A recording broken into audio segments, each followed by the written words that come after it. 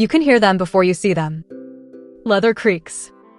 Sand grinds in every hinge. Somewhere in the dark, a camel coughs like it's trying to spit out the desert itself. And in the hand of a Persian officer, thumb rough with travel, there's a clay seal on a dispatch tube, still unbroken.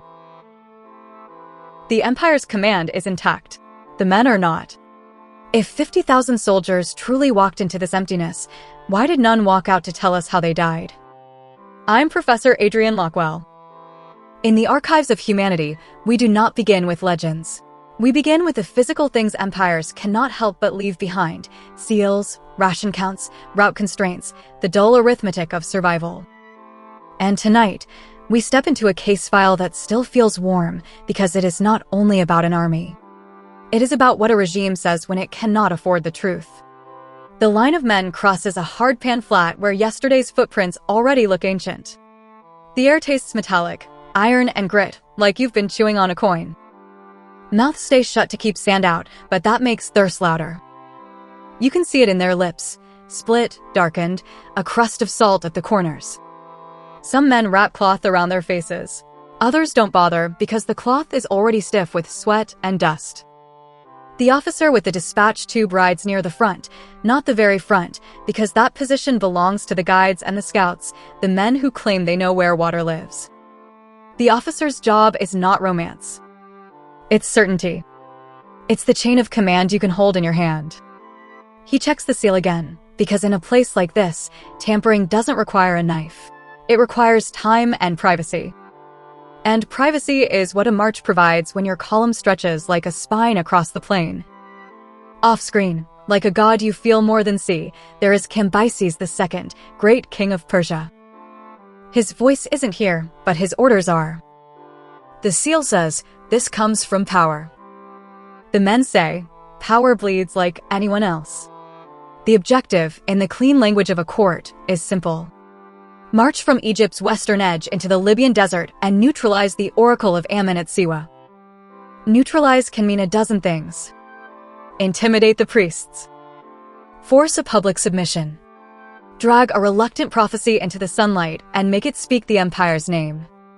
Or burn the whole institution down so no one can use it as a flag. Because an oracle is not only religion. An oracle is legitimacy with incense on it. It is a place where politics dresses as fate. If Siwa blesses resistance, then Egypt's new Persian administrators are not just fighting rebels, they are fighting a story. And stories recruit faster than soldiers. But there is a clock louder than prophecy. Water skins. Wells. Oases space like cruel jokes across the western desert. The column can survive days, not weeks, without reliable water points. Every delay is a death sentence that no doctor can reverse. Here is the central question, the one that keeps this case alive after 2.5 millennia. Herodotus, writing in the 5th century BC, tells us Cambyses sent an army of 50,000 men, and a violent wind and sand overwhelmed them. No survivors. The desert swallowed them. It's clean. It's terrifying. It's plausible enough to be repeated. But deserts also hide massacres, mutinies, betrayals, and cover-ups. And if an empire cannot admit defeat, what story does it publish instead? Now, come closer. Put your hand where mine is, on the dispatch tube. Feel the ridge of the seal impression. This is how we enter. Through bureaucracy. Through rationing logic. Through the harsh reality that even when bodies disappear, supply systems leave fingerprints.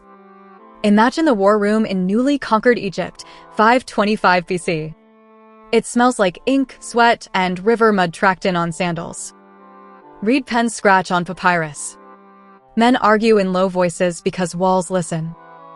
Egypt has been taken, so the story goes, after a decisive clash often associated later with the Battle of Pelusium.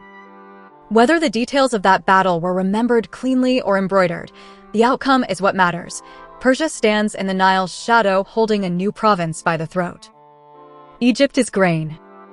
Egypt is taxes. Egypt is ship access to the Mediterranean. Egypt is prestige, one of the old crowns of the world. And when you take an old crown, you do not just conquer land. You inherit its anxieties. Some officials in that war room argue for consolidation. Garrisons first, their eyes say. Learn the gnomes, learn the tax flows, keep the priests calm, keep the canals working. Others argue for theater. Strike the cymbals, their tone says. Make resistance feel futile. And somewhere in the mesh of those voices, Siwa's oracle becomes a thorn you can't ignore, because it isn't merely a thorn, it is a mouth. You can almost hear the logic form in a commander's mind. If the god in the desert says we do not belong here, then every rebel can claim heaven as an ally. If the god submits, then rebellion becomes sacrilege. But there is another voice too, quiet, dangerous, because it doesn't argue for strategy. It argues for reputation. We cannot appear tentative. We just conquered Egypt. We must look inevitable. And so the order leaves the war room. It travels in sealed clay and official phrasing. It becomes men walking west. Herodotus is our first major witness. He says, Cambyses sent that army from Thebes towards Siwa. After days of marching, a violent wind and sand overwhelmed them, and they were never seen again. It reads like a verdict delivered by nature. But Herodotus is not a stenographer of Persian staff meetings. He writes decades later. He gathers informants. He drinks in oral traditions. And he writes like a Greek, meaning he loves a moral arc. Ask yourself, when ancient authors write numbers, what are they doing? Sometimes they are counting. Sometimes they are painting. 50,000 might be an accounting figure. Or it might be a weapon, large enough to make the story hurt, large enough to make the god look terrifying, large enough to make Cambyses look reckless. Yet, even if the number shrinks, the problem remains. A force leaves tracks, broken pottery, arrowheads, bones, buckles, camp ash. The sands shift, yes. Wind can bury and uncover like a slow breath. But total erasure, total silence, this is what makes the case itch. So we lay out our exhibits, not in a lecture hall, but in a sand-blown war room where every idea must survive contact with logistics. Exhibit A, the literary witness. Herodotus' story is coherent. Ancient audiences found it plausible because they knew the desert's cruelty. But coherence is not confirmation. The ancient world is full of neat endings that real death never provides. Exhibit B, the strategic context of 525 BC. Persia wants stable control. Stability means legitimacy. Legitimacy means symbols. And Siwa is a symbol with teeth. Exhibit C, the desert itself. If you have never walked in true desert, understand this, it is not empty. It is aggressively present. It attacks with temperature, with distance, with monotony that breaks decision-making. Sand infiltrates leather seams, dulls blades, clogs throats. Nights can bite with cold so sharp it makes teeth chatter in men who haven't had water all day. The technologies are simple, and that simplicity is the trap. Leather water skins. Pottery vessels strapped to pack animals. Camels, still not magic, still living creatures with limits and moods. Celestial navigation that demands clear skies and discipline. Local guides whose knowledge is priceless and whose loyalty is unknowable. Exhibit D, the motive for a clean disappearance. An empire can spin a natural disaster more easily than a battlefield defeat, especially in a province it has just conquered. The desert ate them blames fate. It blames geography. It does not blame leadership. And in an empire, the most dangerous accusation is not cruelty. It is weakness. Now, to the competing theories, because this case has never been a single road. It is a braid of roads, and all of them run through thirst. Theory 1 is the classic version, the sandstorm burial. A severe wind event, what we would later compare to a Cambyses-like storm, overwhelms the column. Men choke. Eyes fill with grit. You lose the horizon. The column fragments into screaming pockets. Pack animals bolt. In the confusion, the strongest instinct is to turn away from the wind, but away from the wind may also be away from water. This theory has weight because storms in desert are not theatrical. They're intimate. They put sand between your teeth and into your lungs. They erase tracks in minutes. They turn direction into superstition. A large marching column can break apart like a clay pot dropped on stone. But there's a problem.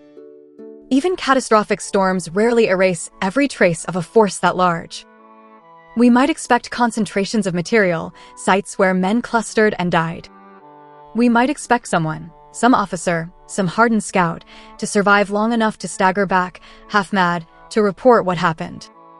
Unless command collapses instantly, total silence is difficult. Not impossible, but difficult. So theory 2 steps forward with a human face: ambush, revolt, and cover story. The Lost Army was destroyed by people, Egyptian rebels, desert tribes, a coordinated local resistance, perhaps near an oasis route. And later memory reframed it as a sandstorm. Look at the incentives. Egypt is newly conquered. That is the most dangerous kind of conquest. The banners have changed, but the old networks still breathe. Priests watch.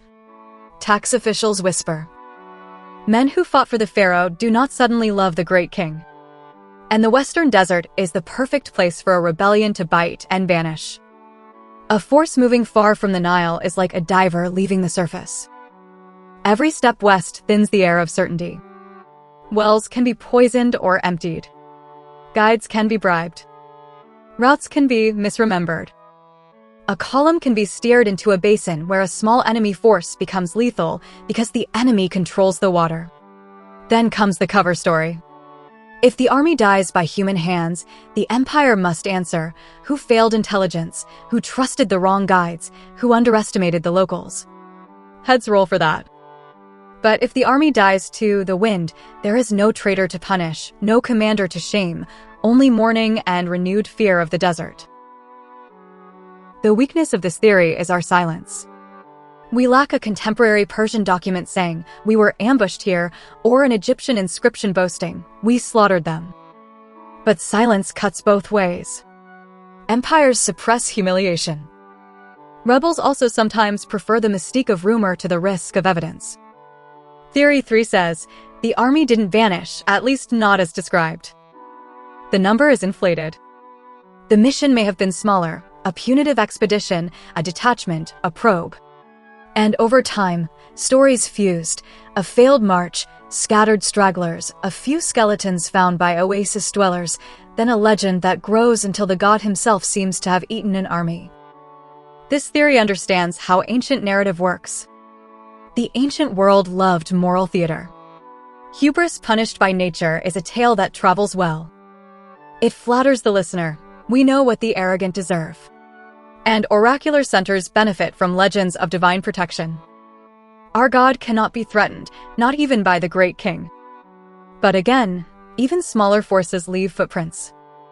The mystery persists because the story contains just enough realism, just enough logistical sense, to feel like a report, not a fairy tale. Theory 4 is the least glamorous and perhaps the most brutal: navigation failure and slow death. No single storm. No single ambush. Just a chain of minor failures: bad guides, a wrong heading, a missed water point, a delayed day, a broken vessel, an argument at night. Panic spreads. Discipline thins. Units scatter in search of water like fingers prying at a locked door. Men die across a wide area, and later generations compress that messy suffering into a single dramatic moment: a sandstorm. This model fits what desert survival teaches. Most vanishings are not mysteries. They are arithmetic. But it feels unsatisfying. That is precisely why legend replaces it. Humans do not like deaths without a climax. Now, let's reconstruct the war room decisions as if we are sitting at the table with the maps. Start line: Persian-controlled Egypt after 525 BC. The command wants to secure legitimacy and eliminate a hostile oracle node. Constraint: the Nile is a supply river. On the Nile, you can move grain. You can move beer. You can move water itself. You can move messages quickly. You can stage men, rotate them, treat the wounded. The Nile is not just geography, it is assurance. But Siwa is west. And west is where assurance dies. Key variable: local intelligence. guides are the true battlefield. They know where the wells are. They know which route is shorter and which route kills you. They know which oasis keeper can be bribed and which will smile while plotting your thirst. The empire can threaten them. It can pay them. But it cannot live inside their memory. Most lethal weapon, not a sword, but an empty water skin. In a fight, you can improvise. In thirst, you cannot. So picture the column again. Infantry with shields that heat like pans in the sun. Archers with bowstrings that hate humidity changes and grit. Camel drivers watching the animals' nostrils flare at dust. Scouts moving like ghosts ahead. Officers counting in their heads, not enemies, but mouths. Each man is a daily requirement. Each animal is a multiplier. If the expedition is large, it drinks the desert faster than the desert can offer. And somewhere within the column, small things begin to go wrong, because that is how death enters, quietly, through the seams. A pottery vessel cracks against a saddle frame. Water darkens the sand and vanishes. A man sees it and says nothing, because to speak is to invite panic. A guide points toward a low ridge. Another guide disagrees. The officer with the dispatch tube listens with a face like stone. He wants to believe there is one true direction. The desert offers only probabilities. Here is a question that changes the entire case. What if the disaster began before the storm? What if the critical failure was an order given too confidently, a schedule too tight, a water calculation too optimistic? Because if the column marches assuming the empire's reach equals its grasp, the desert does not need to attack. It only needs to wait. And this, I think, is where the real turning point lives. Not in the moment sand rises. The turning point is the moment Cambyses, flush with victory in Egypt, treats the desert like a corridor instead of an opponent. Victory does this to empires. It makes every obstacle look like the last obstacle. We broke Egypt, so we can break Siwa. But Egypt is not Siwa. In Egypt, the Nile can forgive. In the Western Desert, mistakes are not punished, they are finalized. So let's debate the perspectives as they might have existed, because every catastrophe has factions before it has bodies. Perspective 1. The Imperial Optimists. We are Persia. We have administrators. We have engineers. We have men. The desert is empty. Their confidence is not stupidity. It is pattern recognition drawn from success. They've seen logistics work before. They've seen cities surrender at the sight of numbers. And they believe size is safety. Perspective 2. The cautious logisticians. These are the men who do not speak of glory, they speak of ratios. How many skins? How many animals? How many days between water points? What is the margin for delay? Their fear is not cowardice. It is intimacy with failure. Perspective 3. The local intermediaries, Egyptian officials pressed into service, Libyan desert locals, oasis people whose livelihoods depend on secrecy. They do not see this as a moral drama. They see it as a chance to survive the new regime or to hurt it. Their loyalty is a weather system, shifting, situational, responsive to pressure. Perspective 4. The priests and the institution of Siwa itself, even though we cannot hear their voices directly. If the oracle has defied Cambyses, that defiance is not merely spiritual. It is political courage or political calculation. Or both. If the priests believe Persia's power can be checked, they might be betting that rumor and distance are allies. If they are wrong, they burn. If they are right, they become untouchable. Now watch how the theories begin to layer instead of compete. A storm can kill men, yes. But storms also hide tracks. A navigation failure can scatter units, making ambush easier.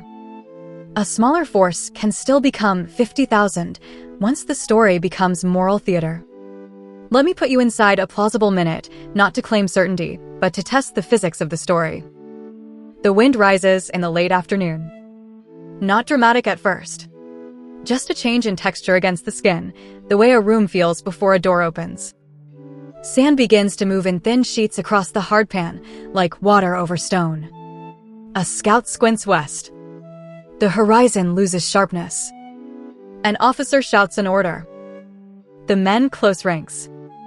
They tighten cloth around faces. Someone laughs, too loud, because fear needs an exit. Now add the desert's most vicious trick, noise. Wind roars in your ears, and you cannot hear commands. A unit on the left thinks the column is halting. A unit on the right thinks it's advancing. Pack animals panic at stinging sand in their eyes and bolt, dragging water with them.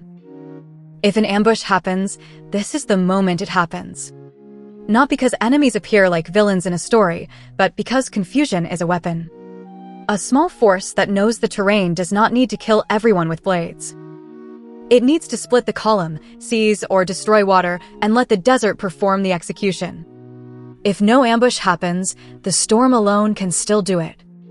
Men lose each other at arm's length. Inhaling becomes painful. Eyes swell shut. Your tongue feels like dried leather.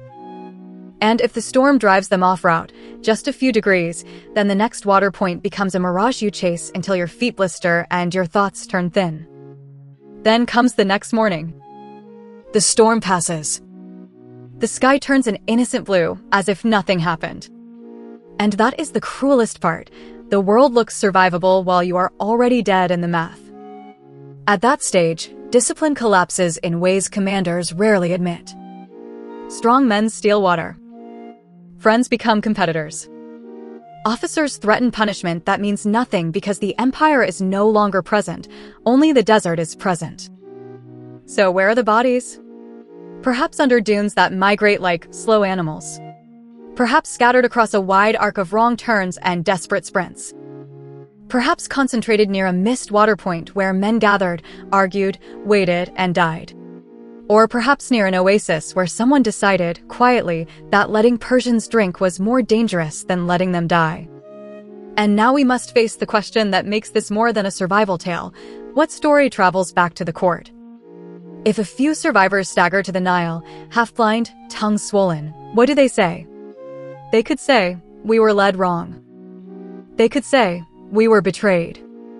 They could say, we were attacked. They could say, we ran out of water.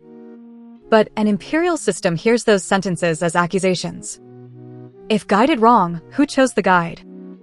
If betrayed, who failed to secure loyalty? If attacked, who failed to scout? If water ran out, who miscalculated? Now consider the alternative sentence, a storm took them. No human error. No treason. No tactical humiliation. Only fate. A tragedy, not an indictment. This is why the political motive matters. Not because it proves a cover-up, but because it explains why a cover-up is so tempting. Let's do the cost ledger, because empires count even when they pretend not to. Whether it was 50,000 or 5,000, a lost expedition is an administrative shock. It creates gaps in garrisons. It disrupts tax collection. It forces emergency recruitment. It whispers to subjects, the great king's arm has a limit. And once subjects sense a limit, rebellions start to look possible. The desert does not merely kill men. It kills inevitability. This is the pattern beneath the chaos. Overconfidence after victory. Legitimacy warfare disguised as piety. Intelligence fragility in borderlands. Narrative insurance when the plan fails. You can see it in the dispatch tube again, can't you? The seal is perfect. The order is coherent. The system is beautiful. And yet, somewhere out there the men are turning into artifacts the desert refuses to label for us. So, what do we conclude, as time detectives, when the evidence refuses to line up into a single neat confession? We refuse the comfort of one answer. We map the range of plausible failure modes and ask which pressures make them likely. Herodotus' sandstorm may preserve a real meteorological catastrophe. Or it may be the final polish applied to a darker truth. Or it may be the story that survives because it flatters everyone who repeats it. The Greeks get a cautionary tale about imperial hubris. The oracle's prestige grows. Persian officials avoid blame. Locals keep their secrets. And here, quietly, unromantically, is what the desert teaches us about human institutions. Disasters are rarely pure. They are mixtures. A storm plus a miscalculation. A bad guide plus a delayed march. An ambush that succeeds because thirst has already weakened the column. A small failure that becomes a mass death because there is no redundancy. My verdict is this. The Lost Army of Cambyses remains unsolved because it sits at the intersection of three things deserts are perfect at: erasing evidence, magnifying small mistakes into mass death, and providing political cover. The most honest conclusion is not a single tidy answer, but a constrained range of plausible endings shaped by logistics and motive. Now hold that up as a mirror to the present. We like to believe our era is too advanced for ancient vanishings. But modern power still breaks on the same invisible rocks. Supply chains are still battlefields. States still lose campaigns to fuel, water, transport, long before they lose them to bullets. If you doubt it, look at any modern crisis where delivery schedules matter more than bravery. Information control still launders responsibility. We still hear act of God narratives, storms, outages, accidents, used like soap to wash decision-makers clean. Sometimes nature truly is the killer. But nature is often only the accomplice. Borderlands are still where empires test themselves and often fail. The center imagines the periphery as a blank space on a map. The periphery is never blank. It is dense with local knowledge, local grudges, local bargains. And myth economics still works. Places and institutions still profit from stories of invincibility, mystery, divine protection. Mystery draws pilgrims. Mystery draws money. Mystery draws obedience. Somewhere under the Western Desert, whether in one grave of sand or in 1,000 scattered places, the empire's missing minutes are still there. The map in the war room looked clean. Out here, every breath is abrasive. And that is the final intimacy of this case. Men died not only because an order was issued, but because belief in that order outpaced reality. Join the investigation. If you were the commander standing over that map in 525 BC, what would you demand before you let the column step off the Nile's certainty? More scouts, more wells, hostages for guide loyalty, a smaller force, or abandoning the mission entirely? Answer in a single sentence. I read them because your instincts are part of the archive. And if you want a reason to subscribe, let it be this.